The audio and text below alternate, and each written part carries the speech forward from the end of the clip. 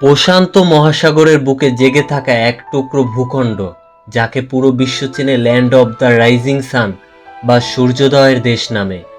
কিন্তু জাপানিরা নিজেদের দেশকে ডাকে নিহন বা নিপ্পন বলে, যার অর্থ সূর্যতে এখান থেকে উৎপত্তি হয়। আজ থেকে প্রায় ৮ দশক আগে দ্বিতীয় বিশ্বযুদ্ধে পুড়ে ছাই আর ধ্বংসের স্তূপের উপরে দাঁড়িয়ে যে দেশটির কোনো অস্তিত্বই প্রায় মুছে যেতে বসছিল, আর সেই দেশটাই পৃথিবীর বুকে এক চরম বিস্ময়।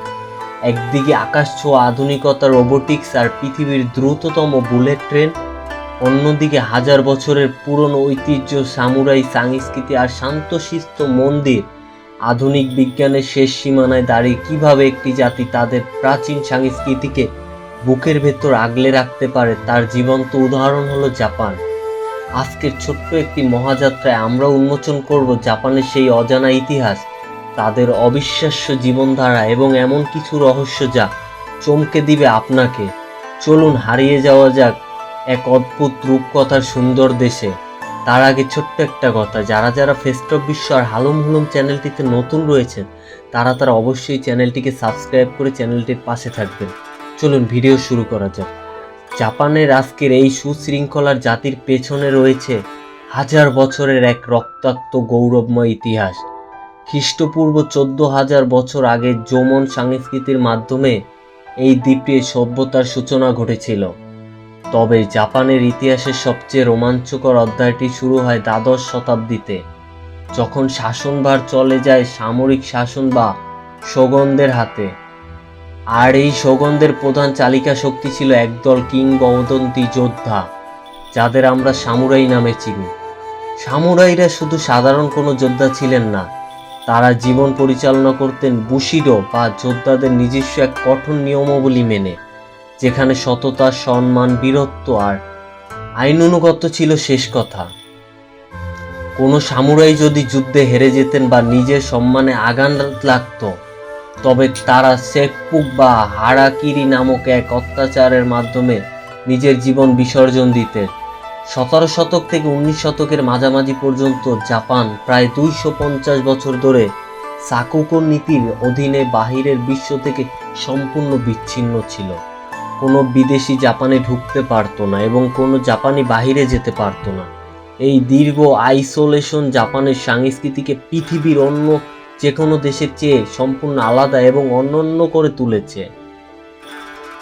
1945 সালের 6 এবং 9 আগস্ট মানব ইতিহাসের সবচেয়ে কালো দুটি দিন। হিরোশিমার ওপর লিটল বয় এবং নাগাসাকির ওপর ফ্যাটম্যান নামের দুটি পারমাণবিক বোমার আঘাতে মুহূর্তের মধ্যে ছাই হয়ে যায় জীবিত দুইটি শহর। দ্বিতীয় বিশ্বযুদ্ধে জাপানের আত্মসমর্পণ এবং সম্পূর্ণ ধ্বংস হয়ে যাওয়া দেখে বিশ্ব ভেবেছিল এই জাতি হয়তোবা আর কোনোদিন মাথা তুলে দাঁড়াতেই পারবে না। কিন্তু জাপানিদের ডিকশনারিতে হার মেনে নেওয়া শব্দটিই তো নেই।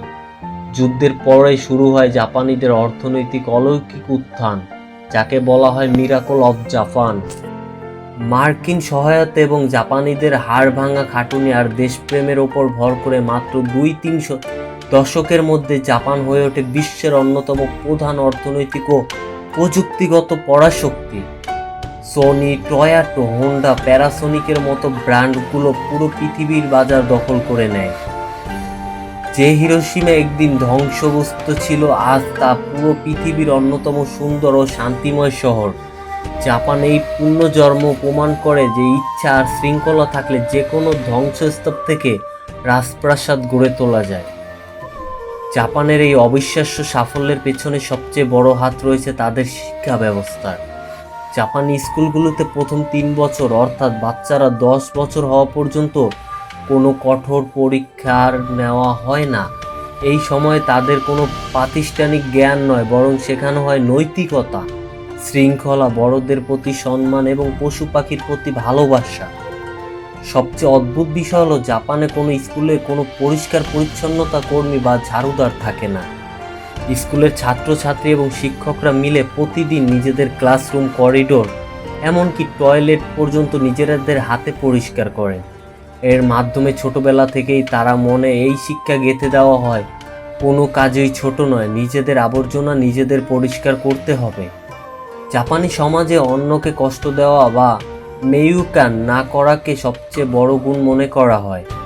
আপনি জাপানের যে কোনো রাস্তায় যান, কোথাও কোনো ডাস্টবিন পাবেন না, অথচ রাস্তাগুলো কাচের মতো পরিষ্কার। কারণ জাপানিরা তাদের ঘরের আবর্জনা পকেটে বা ব্যাগে করে নিয়ে ঘোরে এবং বাড়িতে এসে তা নির্দিষ্ট জায়গায় ফেলে। জাপানিদের কাজের প্রতিনিষ্ঠা বিশ্বজুড়ে সমাদৃত। তাদের ব্যবসায়িক এবং ব্যক্তিগত জীবনের একটি নির্মূল দর্শন হলো কাইজেন, যার অর্থ অনবরত উন্নতি। প্রতিদিন নিজেকে গতকালের চেয়ে সামান্য হলেও উন্নতি করার জন্য এই দর্শনই জাপানি পণ্যকে বিশ্বের সবচেয়ে নিখুঁত পণ্যে রূপান্তর করেছে। তবে এই অতিরিক্ত কাজে সাংস্কৃতিক একটি অন্ধকার দিকও রয়েছে। জাপানে চাকরিজীবী স্যালারিম্যান বলা হয়, যারা প্রতিদিন প্রায় 12 থেকে 14 ঘন্টা কাজ করে থাকেন। অফিস শেষ হওয়ার পর বসের আগে বাড়ি যাওয়াকে সেখানে অবমাননাকর মনে করা হয়। এই অতিরিক্ত কাজের চাপে জাপানে প্রতি বছর বহু মানুষ মারা যায়। চিকিৎসাধীন বিজ্ঞানের ভাষায় যাকে বলা হয় কারোশি বা অতিরিক্ত কাজের কারণে মৃত্যু। অফিসে কাজের ফাঁকে টেবিলে বা ডেস্কে মাথা নিচু করে ঘুমিয়ে নেওয়াকে জাপানে অন্তত ইতিবাচকভাবে দেখা হয়। একে বলা হয় ইনেমোরি। এর অর্থ হলো ব্যক্তিটি কাজের জন্য এত খাটাখাটনি করেছে যে সে ক্লান্ত হয়ে পড়েছে। জাপানি খাবারের কথা না বললেই না। ওয়াশোকো শুধু পেট ভরানোর মাধ্যম নয়, এটি একটি শিল্প। ইউনেস্কো জাপানের ঐতিহ্যবাহী খাবারের অমৃত সাংস্কৃতিক ঐতিহ্য হিসেবে স্বীকৃতি দিয়েছেন। জাপানি খাবারের মূল বৈশিষ্ট্য হলো উৎপাদনের সচেতনতা, মশলার ন্যূনতম ব্যবহার, যাতে খাবারের আসল স্বাদ অক্ষুণ্ণ থাকে। কাঁচা মাছ এবং ভাতের তৈরি আজ বিশ্ব জনপ্রিয়। এছাড়া তাদের সুস্বাদু নুডলসের স্যুপ, রামেন এবং পৃথিবীর সবচেয়ে দামি তুলতুলে গরুর মাংস ওয়াগিউ বিফ। জাপানিদের দীর্ঘায়ু হওয়ার পিছনে তাদের এই খাদ্যাভ্যাসের বিশাল অবদান রয়েছে। তারা তাদের পেট 100% ভর্তি করে খায় না। তাদের একটি প্রাচীন নীতি রয়েছে যাকে বলা হয় হারাহাচিবু, যার অর্থ হলো পেট যখন 80% পূর্ণ হবে তখনই খাওয়া বন্ধ করে দাও। এই পরিমাণ স্বাস্থ্যের জন্য খাবারের কারণেই জাপানের শতায়ু 100 বছরের বেশি বয়সী মানুষের সংখ্যা পৃথিবীতে সবচেয়ে বেশি। ভবিষ্যতে প্রযুক্তি কেমন হবে তা দেখতে হলে আপনাকে জাপান আসতে হবে। এখানকার শিনকানসেন বা বুলেট ট্রেনগুলো ঘন্টায় 320 কিলোমিটার বেগে ছুটে চলে, অথচ ট্রেনের ভেতরে এক ফোঁটা পানিও গ্লাস থেকে পড়ে না। গত 50 বছরে এই বুলেট ট্রেন কোনো যান্ত্রিক ত্রুটির কারণে একজন মানুষেরও মৃত্যু হয়নি। এখানকার ভেন্ডিং মেশিনগুলো ঠান্ডা পানীয় থেকে শুরু করে গরম কফি, ছাতা, এমনকি তাজা ফলমূল 24 ঘন্টা পাওয়া যায় ওইখানে। আর প্রযুক্তির পাশাপাশি জাপান আজ বিশ্বকে শাসন করছে তার পপ কালচারাল অ্যানিমে দিয়ে, মাঙ্গা দিয়ে। Dragon Ball Z, Pokemon, Naruto, Death Note থেকে শুরু করে স্টুডিও গিবলির অ্যানিমেশন চলচ্চিত্র আজ সারা বিশ্বের তরুণ প্রজন্মের মন জয় করে রেখেছে। টোকিওর আকিহাবারা নামক এলাকাটি এই হচ্ছে অ্যানিমে গেমিং দুনিয়ার মক্কা মদিনা, যেখানে পা রাখলে মনে হবে আপনি কোনো কল্পনা বিজ্ঞানের জগতে চলে এসেছেন। বাহির থেকে জাপানকে যতটা নিখুঁত জমকালো মনে হয়, এর ভেতর রয়েছে এক মারাত্মক সামাজিক সংকট। জাপান আজ পৃথিবীর সবচেয়ে দ্রুত বুড়িয়ে যাওয়া দেশ। এখানকার জন্মহার আশঙ্কাজনকভাবে কম, যার কারণে যুবকের চেয়ে বৃদ্ধ মানুষের সংখ্যা অনেক বেশি। আধুনিক জাপানে তরুণীদের বড় একটা অংশ বিয়ে বা সন্তান জন্মদানে আগ্রহী নয়। তারা নিজেদের ক্যারিয়ার এবং একাকিত্বকেই বেশি পছন্দ করছে। জাপানে এমন একদল তরুণ রয়েছে যাদের বলা হয় হিকিকোমরি।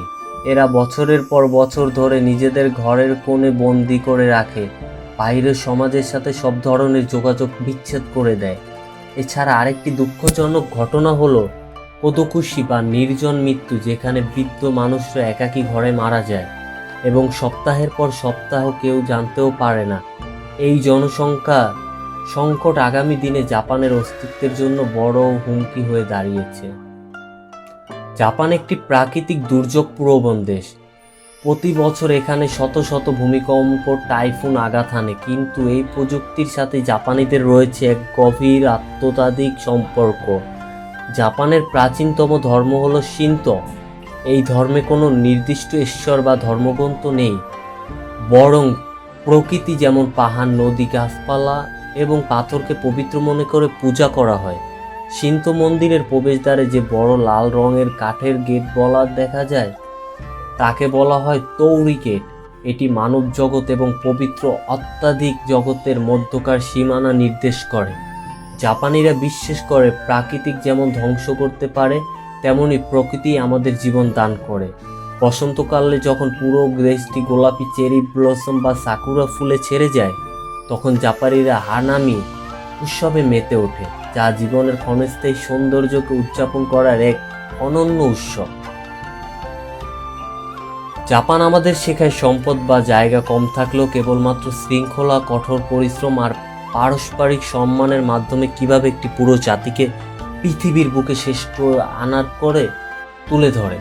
শত প্রতিকূলতা, ভূমিকম্প আর পারমাণবিক ধ্বংসজ্ঞের পরও জাপান যেভাবে বারবার ফিনিক্স পাখির মতো বেঁচে উঠেছে, তা পুরো বিশ্ব এবং পৃথিবীর মানুষের জন্য এক অন্তহীন অনুপ্রেরণা। সূর্যোদয়ের এই দেশ আমাদের শুধু প্রযুক্তিতে এগিয়ে নেয়নি, দেখিয়েছে কিভাবে সভ্য হতে হয়। কেমন লাগলো আজকের এই মেগা ডকুমেন্টারি?